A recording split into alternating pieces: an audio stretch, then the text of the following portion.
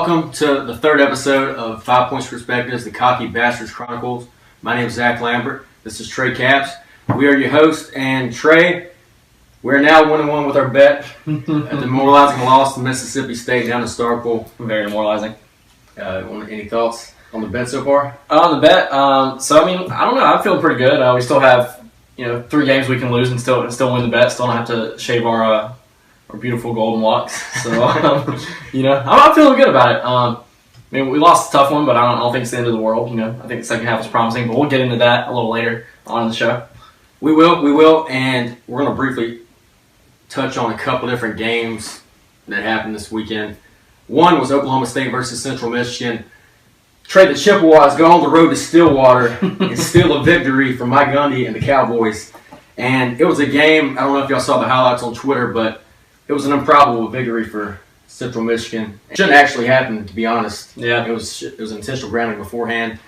But they did, and give Central Michigan credit for going on the road and getting a big win. Yeah, and about that, even though that play shouldn't happen, I think the bigger issue is Oklahoma State shouldn't put themselves in position to lose to the Chippewas in the fourth quarter.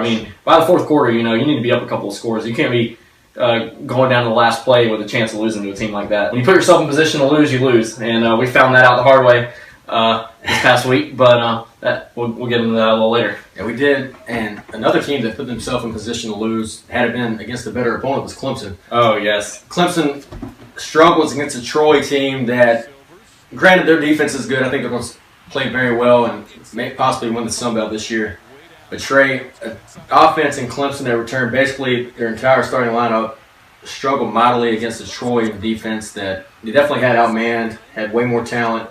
And I was surprised watching the game how much Clemson struggled. Watts came out, threw 2 picks. The Trojans, actually, their quarterback threw 3 picks, but they still kept it very close. And, when you're in Death Valley, when you got that home field advantage, they got the hill and the rock and all that good stuff that makes it hard for teams to play well there for some reason, supposedly. When the other team throws 3 interceptions, you got to capitalize and build a little bit of a lead. That shouldn't have gone to the fourth quarter, but it certainly did. And Clemson was lucky to squeak by the victory. I don't see him. Once again, I'm keeping my prediction the same. I don't see him beating Louisville and Florida State at this rate. Maybe next week they'll change. They'll look a little better, but yeah, they got South Carolina State this week, so I think they can beat the Bulldogs handily. But they also had a key player hurt. Hunter Renfro, the pride of Socastee High School, was injured, broke his hand, and he'll be out for several weeks. So that's a key loss for that offense. It's a guy that Deshaun Watson really relies on in crunch time. So now we're gonna dive right into the Mississippi State game. Didn't go as planned, Trey. not quite. South Carolina struggled again. It was another slow start for this offense. Still trying to find themselves with a team littered with youth. Mm-hmm.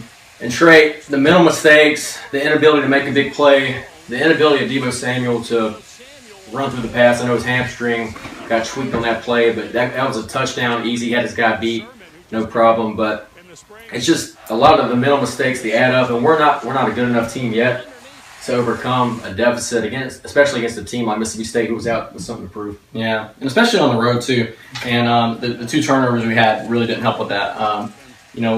Like we said last week, you go on the road and especially in the SEC and you turn the ball over twice, you don't win too many of those. So the fact that we've done that 2 weeks in a row now and somehow managed to win one of those games is pretty amazing, actually. Yeah, it is pretty amazing. What else was pretty amazing was Nick Fitzgerald breaking Mississippi State's rushing record. Nick Fitzgerald goes out and rushes for 195 yards, averages 11.5 yards a carry. Trey, the team was in position to make plays in the first half. They just didn't tackle, as Muschamp said at halftime. The coaches, they can put the guys in position to succeed, but at some point you have to take ownership and accountability of your own actions and make a play when you're in position to. In the second half, I think we saw that. I think we saw guys, nothing changed schematically, but we were in position. We actually made the plays, and we outscored Mississippi State 14-3 in the second half. Unfortunately, that wasn't quite enough to overcome the deficit we created for ourselves in the first half. Yeah. Sometimes you dig a hole a little too deep to climb out of, which is what we did. But we've done that 2 weeks in a row, and I think this coming week that's not something we can do again. I agree. And it was a tough loss for South Carolina, but there were some positives in the second half.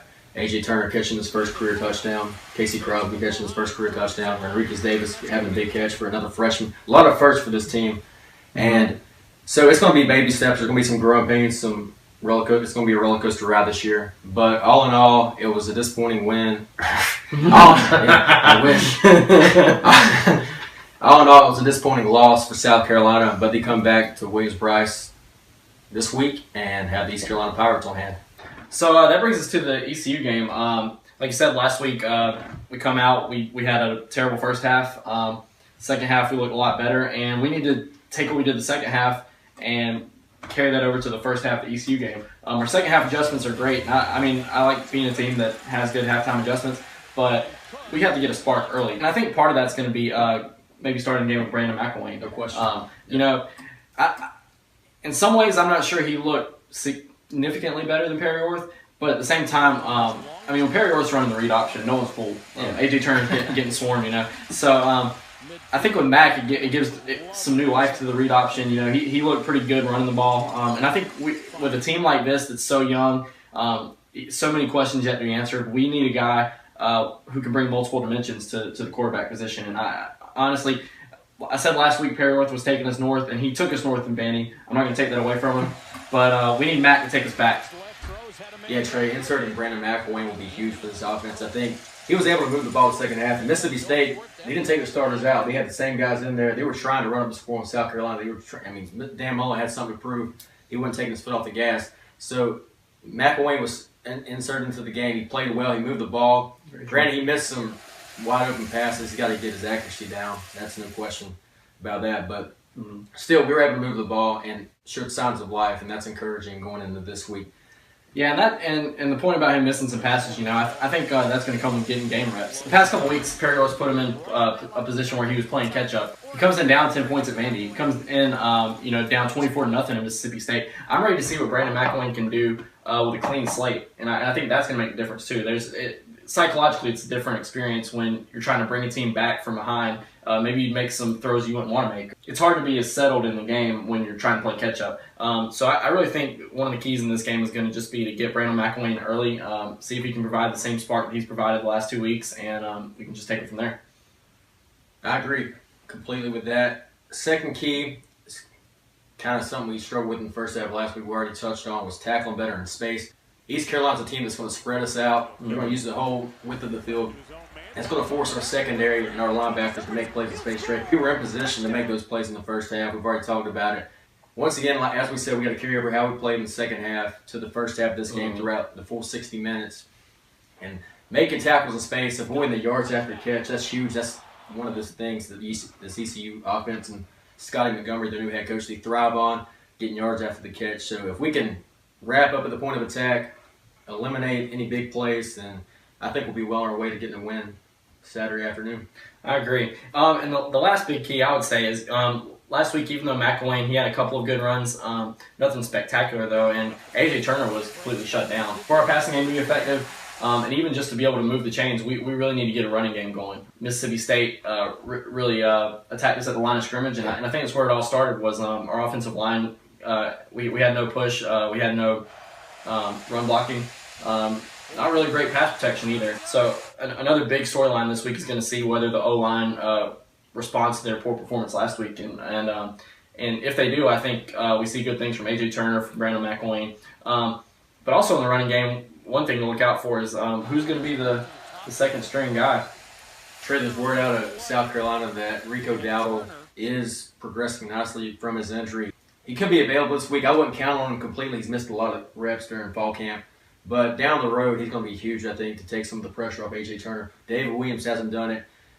Rod Talley, for what he is, he's not bad, but he's not what we're looking for long-term in running back. So A.J. Turner's kind of having to do this by himself, along with McElwain, and getting Dowdle back will be huge. Also, the offensive line, he touched on how bad they played. There's no excuse for that performance. Gave up 11 tackles for loss, Trey, against that Mississippi State defense, and that's just demoralizing when you get beat up front like that. And hopefully they'll answer the call this week against ECU, a team that they have more talent than. But we've seen in years past that it doesn't seem to matter with this offensive line that who we play. Sometimes we get manhandled by even the smallest opponents, such as Walford and Furman. So yeah, we'll see how it goes. That'll definitely be a big storyline for sure. So that brings us to our score predictions and X factors for this week's game. My score prediction, Trey, is South Carolina 27, East Carolina 17. I'm hoping, this is more hope than anything, I'm hoping this offense is going to come out firing in the first half and put up a couple of touchdowns early, get a lead on East Carolina, force them to work from behind. I think our offensive line is going to be too much for their defensive line, and we're going to come out 2-1 after this game. X factors, I'm going to say the offensive line as a whole, not just one of them. I mean, they work as a unit. So they got to come out and physically manhandle this Deke Adams-led defensive line. As y'all know, Deke Adams was our defensive line coach the last few years. We really need to establish a running game with A.J. Turner, Brandon McElwain, and whoever else is inserted into the game. Maybe David Williams gets in there and gets some big plays, but maybe. Who knows with that? I'm not counting on it. But, yeah, offensive line, I think they're going to be huge to establish the line of scrimmage and get some push up front for A.J. Turner and get him in space because, as we've seen, he's an explosive guy. If we can get him a crease, then I think he can take off and take it the distance for sure. Number 2, I'm going to say Chris Lamons. Chris Lamons he started the game last week at Mississippi State, missed some key tackles. He was one of the guys that Muschamp was very frustrated with at halftime. Was missing some tackles that he was in position to make, he just didn't make them. So I think Jamarcus King has taken his spot in the starting lineup this week. But I think when Chris Lamons does get his opportunity, I think he's going to play a lot better and prove why he should be in the starting lineup. He has too much talent to play like he did last week. It's just tackling in space. It's just a want-to. It's breaking down, fundamentally knowing what you're doing. And he knows how to do it. I mean, he's getting coached by two of the best in the business, and T. Rob and Muschamp. So I look for him to come out with a lot better performance this week. What you got? Great, Zach. So my score prediction, I'm going to say 20-18. 18 is sort of a weird number, but I think some weird things are going to have to happen for us to win. This is a team. This is an ECU team. They got a pretty explosive receiving core, but they didn't really impress me with the run game. So I look for us to sort of shut down the run game. And I think if with Muschamp at the helm, especially after last week, I think our secondary is going to come out fired up, and they're going to sort of prevent them from carving us up through the air. But I think if we get McElwain in early and he sort of provides a spark, I think we can score just enough to edge him out. And so my two X factors, one is going to be Philip Nelson. This is a guy, ECU's quarterback. He's completed 80% of his passes so far, crazy numbers. This is a guy you're probably going to see him in the NFL. He'd probably be playing for a Power 5 school if he hadn't gotten into a little trouble off the field. But it's really going to depend on his game. If he comes out and he's able to make 80% of his throws, I think it is going to be sort of hard for us to prevent him from scoring on us. But at the same time, if we can get some pressure on him, maybe rattle him a little bit, that's going to be a big key into either them winning or us losing. And my next X factor, I'm going to say I think our receivers are going to need to step up pretty big this week. Brian Edwards looked great against Vanderbilt. He didn't do much last week against Mississippi State. I thought Terry Goodger showed some signs of life. I like what I saw from him. Hopefully Debo comes back. Hopefully his hamstring's not hampering him. But if Debo, Brian Edwards, and Terry Goodger can sort of step up a little bit, and if Matt can get the ball to them a couple of times and they can make some big plays in space, I think that's really going to be the difference on whether or not we score enough points to edge out ECU.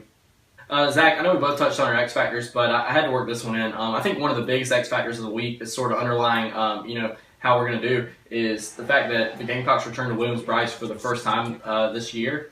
And I think the home field advantage is something, it's hard to underestimate the hostility that a team can experience on the road in the SEC. And, with the home field advantage, I just look for our team to perform a little better. The crowd will actually be on their side this week and responding. Hopefully if they do a couple of good things and the crowd gets going, we get the sideline up a little bit. I look for the Gamecocks to perform well and execute some big plays and do enough to beat this American Athletic Conference foe that's coming to Williams-Brice. Now that brings us to Rapper of the Week. Rapper of the Week. I've been thinking really hard about this, and probably the best part of the week. After last week, it was. Yeah, definitely looking forward to this. And I'm going to go with J. Cole. This is a guy who went platinum with no features. No features in the rap. That's huge. Nobody's talking about that. Nobody's bringing that up, and I think he's really sort of underrated. He's sort of silently, if this is even possible, sort of low key gone platinum on a few albums. This is a guy for 11 winters straight. He took on New York's climate. He set the bar up so high that I believe Obama had to force the Air Force to find it. Oh, let's go. And so anyway, he's doing big things in the rap game. Obviously Jay-Z's his mentor. So when Hove around, he switched up to that Duce. you know, you're trying to stay where you stay, all that kind of stuff. Had a nice feature on Planes by Jeremiah. If you're scared of heights, he got a pill he can feed you. This is a guy, you know, he sort of made his name in New York. He went to New York to sort of try to make it big in the rap game. But he's originally from North Carolina, and you know, I think in a subliminal way, if ECU can sort of channel that, use sort of some of the energy that allowed J. Cole to go platinum without any features. If they can do that, that they might edge us out. But I'm not really sure how he feels about ECU, so maybe he's more of a North Carolina kind of guy. And maybe, yeah, he's probably more of a Tar Heel, I'd say. Folks, that's going to do it for this third episode of 5 Points Perspectives, the Cocky Bastards Chronicles. Join us next week. We're going to recap the East Carolina game, touch on any upsets in college football or any other games of note. And we're going to preview the Kentucky game, a team that's beaten us 2 years straight, Trey. And hopefully we can return the favor this year. Oh, we will. Yeah, for sure. Go Cox. Spurs up. See y'all.